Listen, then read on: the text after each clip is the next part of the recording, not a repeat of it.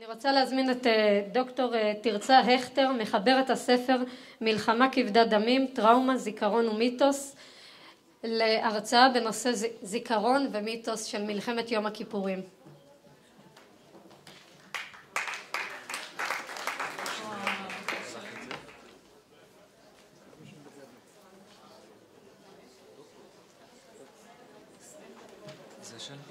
כן.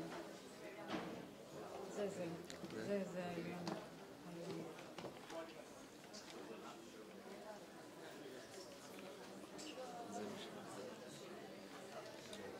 איפה אני מעבירה את זה? אני פשוט בקליק. צהריים טובים לכולם. אני מודה מאוד למכללת הדסה שהזמינו אותי לכאן. אנחנו נעבור דיבורים מהרצאה על עובדות. הייתה הרצאה מאוד מאלפת של אהוד יערי. אני לא עוסקת באישוש או הפרחה של עובדות. אני עוסקת במיתוס הפוליטי. זה תחום מחקרי מאוד מאוד ותיק, אבל עכשיו הוא מתחדש. יצא ספר לא מזמן שעוסק בנרטיב של מלחמת יום הכיפורים, בזיכרון הציבורי של מלחמת יום הכיפורים, ואני גם כן עוסקת בזה. אני רוצה רק לידע אתכם שעבודת הדוקטורט שלי משנת 97 כבר עסקה במיתוסים הפוליטיים שנרקמו סביב מלחמת יום הכיפורים ובהשתתפות שלהם, וזאת הנקודה החשובה שכדאי לציין אותה כאן, בשיח, ההשתתפות שלהם בשיח סביב הסכסוך הישראלי-ערבי.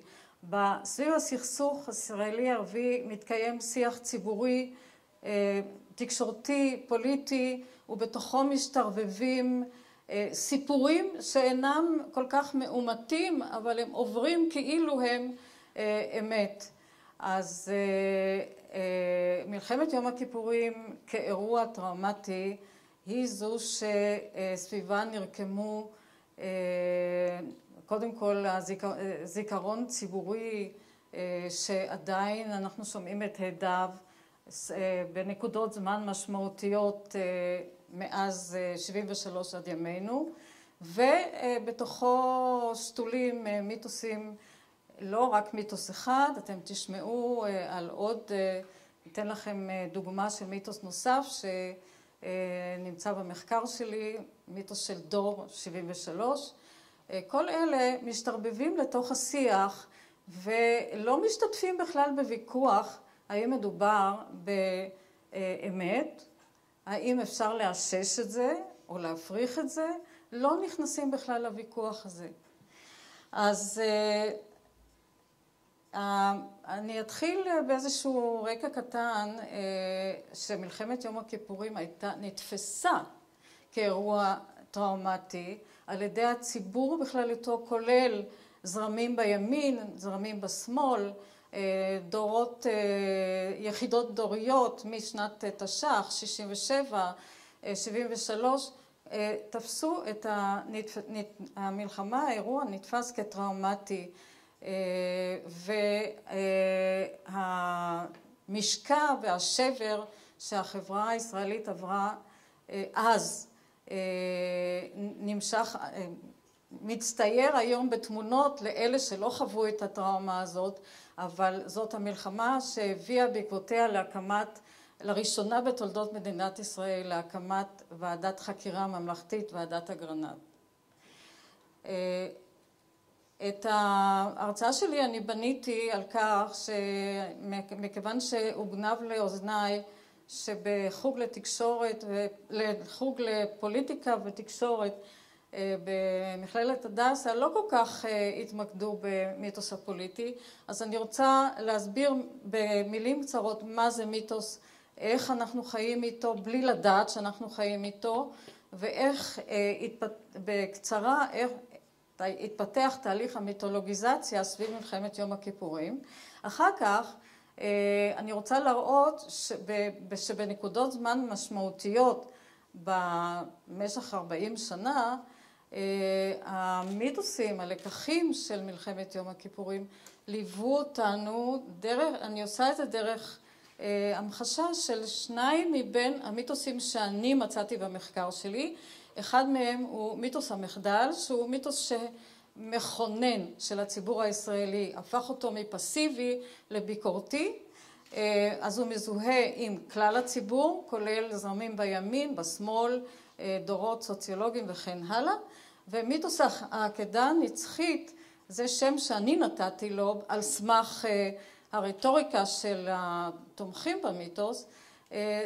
הוא מיתוס שמזוהה עם דור 73, עם דור שבידל את עצמו, שבמהלך המלחמה הבין משהו, בידל את עצמו על ידי המיתוס הזה, ועל ידי הלקחים שהפיק מהמלחמה, ועל ידי הרטוריקה שלו, בידל את עצמו מדורות הקודמים ומהערכים שלהם. ולבסוף אני אביא תובנות שעולות מהמחקר, שמבוסס כמובן על ממצאים, ממקורות ראשוניים ומשניים, בנקודות שאספתי אותם אחת לאחת בנקודות, בדקתי בנקודות זמן משמעותיות לאורך 40 שנה, ואני מראה את הפונקציות והדיספונקציות של המיתוס הפוליטי. אז בחברה בת זמננו עולה השאלה איך זה שאנשים עדיין משתמשים או מאמינים במיתוס, ולמרות שהחשיבה הרציונלית דורשת אישוש והפרחה, למיתוס אין שום קשר עם העניין הזה. השאלה שנגזרת מהסיפור הזה, מהשאלה הראשונה, היא מי יוצר את המיתוס? מה הוא מרוויח מזה? על שתי השאלות האלה אנחנו נקבל תשובה במהלך הסקירה.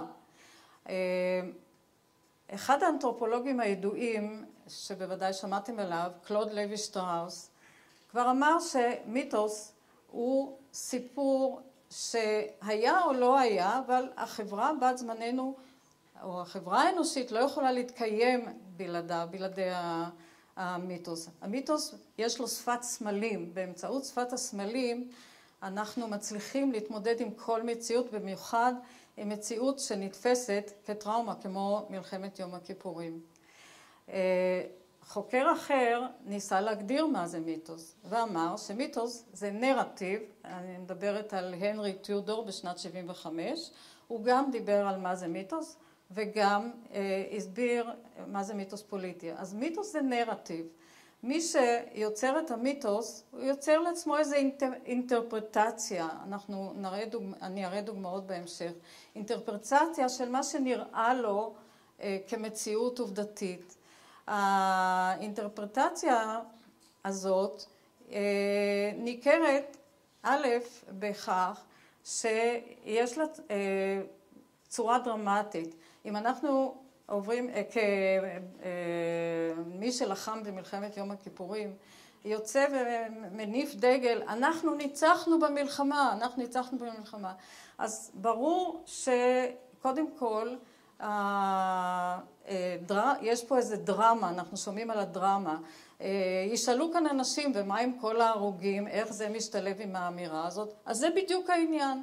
למיתוס יש צורה דרמטית, והוא לא נמדד לפי מידת האמת שיש בו, אלא הוא נמדד לפי עד כמה אנחנו מאמינים בו. אם אנחנו מאמינים בו, מבחינתנו זאת האמת ואנחנו מנופפים בו. ומהו המיתוס הפוליטי? הוא עוסק בסוגיות פוליטיות, מי שיוצר אותו זאת קבוצה, זה לא הבן אדם האינדיבידואלי. זה מיתוס שהשחקן הראשי פה היא קבוצה, למשל מי צועק היום ניצחנו במלחמה. תשאלו לוחמים שעברו את הזוועות של המלחמה והרגישו את הרגע שבו הקרבות הפכו מקרבות בלימה למתקפה, והם יגידו לכם ניצחנו במלחמה. אמנם היו אי אלו דברים, זאת אומרת זה מיתוס שמקדם אג'נדה של קבוצה מסוימת שרוצה להאמין שזאת האמת, ולא נכנסת לוויכוחים עם אף אחד אחר. אז מי הוא יוצר המיתוס בחברה המודרנית? אני רוצה להדגיש שיוצר המיתוס, יש הרבה השפעה בימינו לתקשורת. בעבר המיתוס הפוליטי היה יצירה בלבדית של כוחות פוליטיים, של אנשים שישבו במוקדי כוח פוליטיים. היום לתקשורת יש הרבה השפעה על כל סוגי הווירטואלית.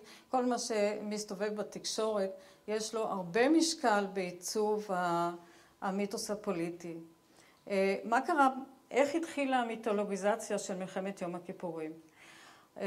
ב-23 לאוקטובר 1973 הייתה ישיבת כנסת שבה ראש הממשלה של דאז, גולדה מאיר, החליטה להביא לידיעת חברי הכנסת על הסכמתה של מדינת ישראל להפסקת אש עם מצרים.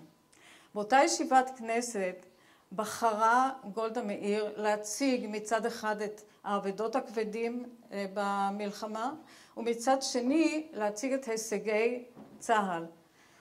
את ההישגים של צה"ל היא הציגה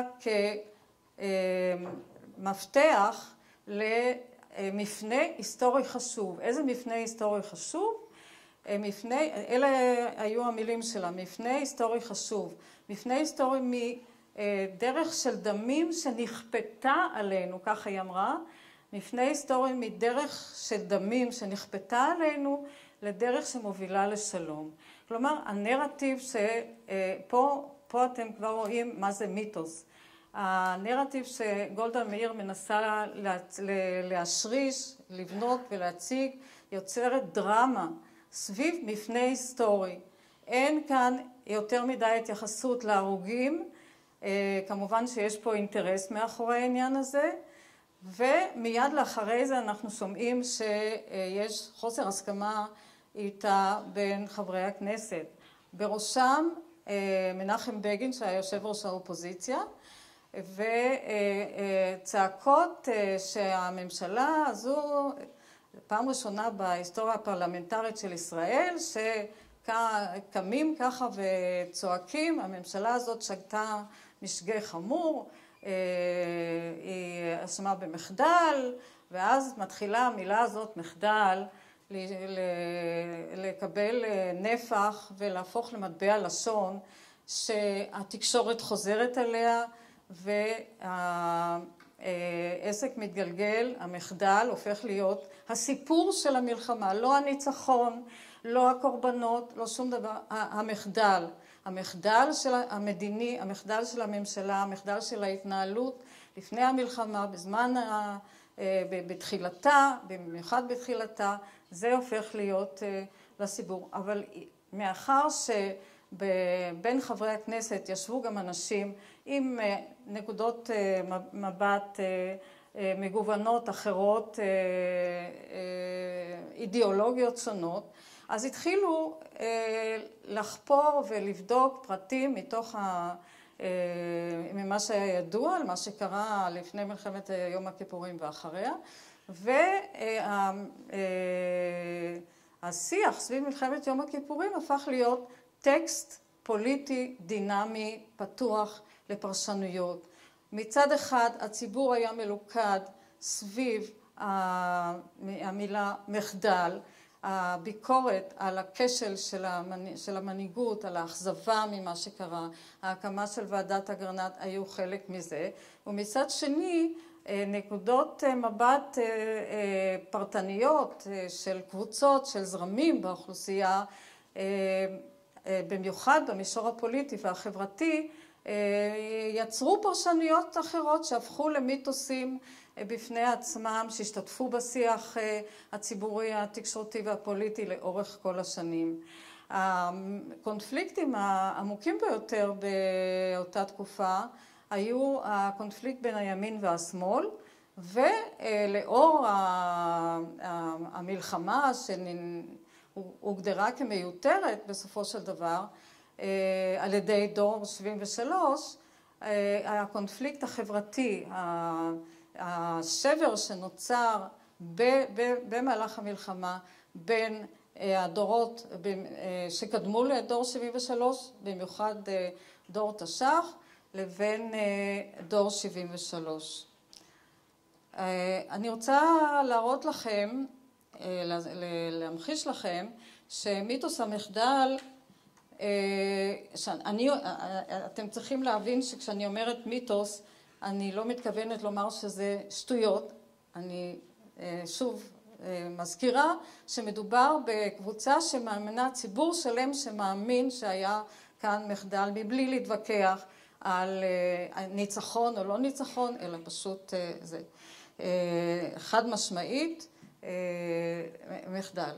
אז מיתוס המחדל משתתף בשיח סביב מלחמת לבנון הראשונה, סביב מלחמת לבנון השנייה, וגם סביב הסוגיה של הגרעין האיראני. זאת אומרת שהוא, הזיכרון הציבורי של מלחמת יום הכיפורים כמחדל, ממשיך לככב לאורך השנים. אלה נקודות זמן משמעותיות. אם ניקח את מלחמת לבנון הראשונה, אז כבר עם פרוץ בימי הקרבות הראשונים, שהושמע ממשלתו של בגין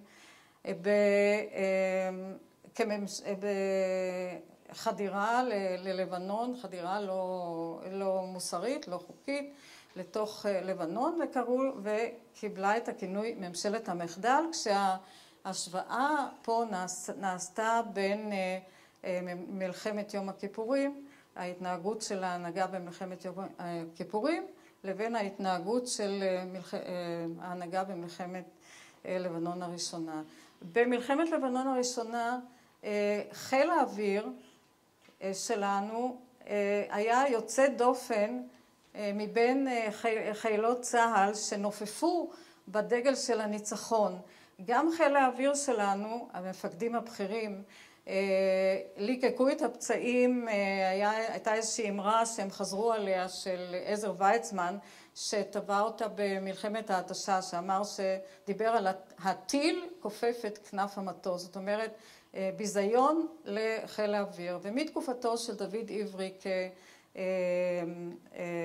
כמפקד חיל האוויר, חיל האוויר הפיק לקחים כשהוא מודה בטעויות שנעשו באשמתם או לא באשמתם. יש שם איזה ויכוח על מכה מקדימה, או מה שנקרא פקודת שריטה, שלא יצא לפועל במלחמת יום הכיפורים, אבל מדברים על כשלים של החיל בהשוואה למה שנעשה לאחר מכן. אז מלחמת לבנון הראשונה, כשחיל האוויר מציין יוצר טקסים סביב המלחמה, אז מדברים שם על השיפור הרב מאז אותם ימים אפלים של מלחמת יום הכיפורים, ובמיוחד מציינים את מבצע ארצב 19 של חיל האוויר במלחמת לבנון הראשונה, שבה השמידו מערך שלם של טילי קרקע אוויר בבקעת הלבנון, וגם בטקסים לזכר מלחמת יום הכיפורים מדברים על הפשלה שהייתה ועל ההשתפרות של החיל מאז. מלחמת לבנון השנייה, ב-2006, גם היא הייתה מלחמה שהעבירו עליה ביקורת, הוקמה ועדת חקירה כדי לחקור את מה שקרה במלחמת לבנון השנייה, ובשיח התקשורתי ובספרות אנחנו מוצאים השוואה בין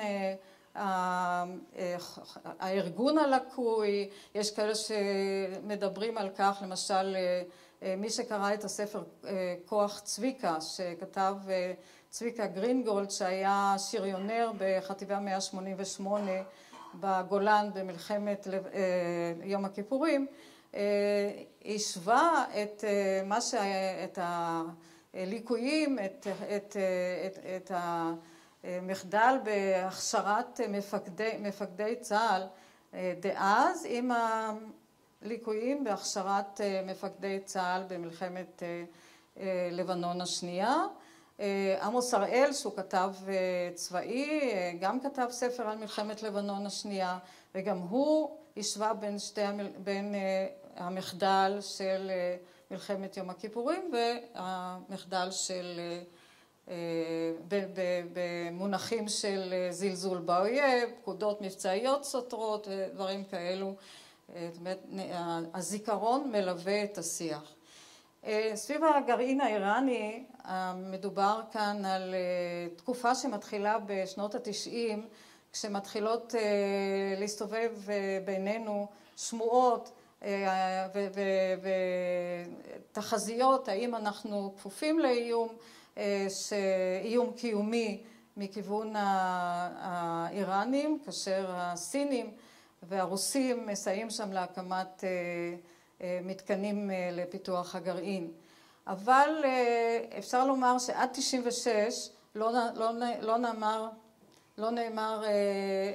לא נאמרה איזושהי אמירה ודאית בעניין הזה. ב-96 שהתחלפה הממשלה, בנימין נתניהו היה ראש הממשלה בקדנציה הראשונה שלו, והוא התחיל להזרים מידע ולעצב את המציאות כמציאות של איום קיומי. התקשורת חזרה על זה והשתרבבו לשם כל מיני חששות בתקשורת, הובעו חששות בתקשורת שלא יקרה עוד פעם שלא תהיה התראה של אמן, שלא יקרה עוד פעם שאנחנו נהיה זכוכים, שלא יקרה עוד פעם שהציבור לא יעמוד על שלו ויפתח דיון וימנע את ההחלטות ואת הקונספציה. אז אנחנו רואים שלמרות שמאז 73 עד 2013, 2012, איום הגרעינים עד ימינו אפילו, השיח סביבו, מאז התחלפו כאן אוכלוסיות, יש עולים חדשים, יש שינויים דמוגרפיים אדירים, יש אנשים שלא חוו את המלחמה, אבל עדיין הזכר של המחדל איתנו. עכשיו מגבילים אותי פה מאוד בזמן, וזה די מפריע לי, כי יש מיתוס שאף אחד כאילו לא שמע עליו, אבל יודע שהעניין עם זרם בציבור הישראלי דאז, ב-73, זרם של צעירים, אנשים שהגיעו למלחמה עם ערכים ציוניים, עם זיקה למולדת, עם זיקה למורשת היהודית, נכנסו לקרבות שבמהלכן, כשראו את הזוועות של המלחמה, גם את הגבורה, אבל גם את הזוועות, הם התחילו להבין שמלחמות זה לא הפתרון, מלחמה היא מיותרת, הם בנו רטוריקה שמדגישה, לוקחת את הסימבוליקה של, אני מקצרת פה קצת, לוקחת את הסימבוליקה של האקט העקדה המקראי, לוקחת אותו והופכת אותו על פניו. קודם כל, הדילמה של המקראית היא האהבה של אברהם לאל מול האהבה שלו לבנו. אז את מקומו של האל לוקח בוורסיה שלהם, לוקחת המולדת,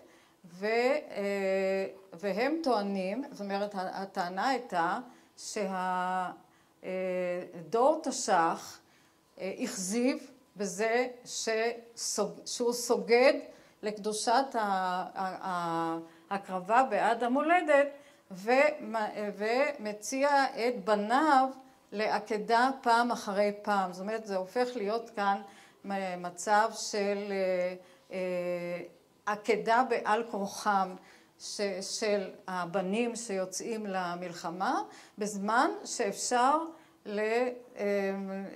לפתור את הבעיה של הסכסוך הישראלי-ערבי בדרכים דיפלומטית. ואכן השיח של העקדה הנצחית היה מאוד פעיל בתקופה שמאז 73 עד 93. ב-73 עדיין לא ראינו את מה שיקרה תוך כמה שנים. תוך כמה שנים נפתח תהליך שלום עם מצרים, והדור של 73, הדור הזה שפיתח את המיתוס של העקדה הנצחית, של סירוב לקחת חלק בפולחן של העקדה, מאוד תמך במגעים הדיפלומטיים ומאוד עקב אחרי הפתרון הדיפלומטי המסתמן באופק, וכך זה נמשך עד 93. ב-93 אנחנו בקושי שומעים את קולם. אז אני אגיע לסוף, למסקנות שלי הנוכחיות.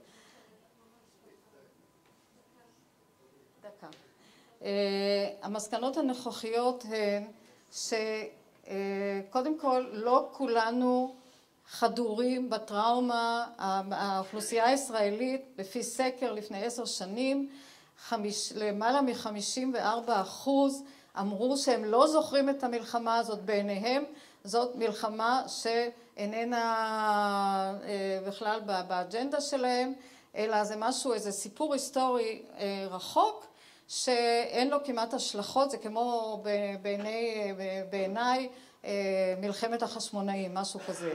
זאת אומרת, יש אחוז גדול של אוכלוסייה שלא משתתפת בשיח הזה, אבל החלק שכן משתתף בשיח הזה מעלה את הלקחים של המיתוסים על גווניהם השונים לשיח סביב אירועים ביטחוניים קריטיים. אז מה אם כן הפונקציות והדיספונקציות של הזיכרון הציבורי הזה? קודם כל, הפונקציה העיקרית היא שיש לנו פה בסיס להכוונה של זרמים, של ציבור. יש לנו כאן אפשרות ליצור שיח דמוקרטי מאוד מאוד פורה, כשיש גוונים כאלה בזיכרון הקולקטיבי. אבל מצד שני, כשנחוצה החלטה חד משמעית סביב אירוע קריטי וקיים פיצול שכזה, אז כמובן שהמתכונת הזאת של זרמים וכל אחד עם המיתוס שלו היא מתכונת לא בריאה. תודה רבה.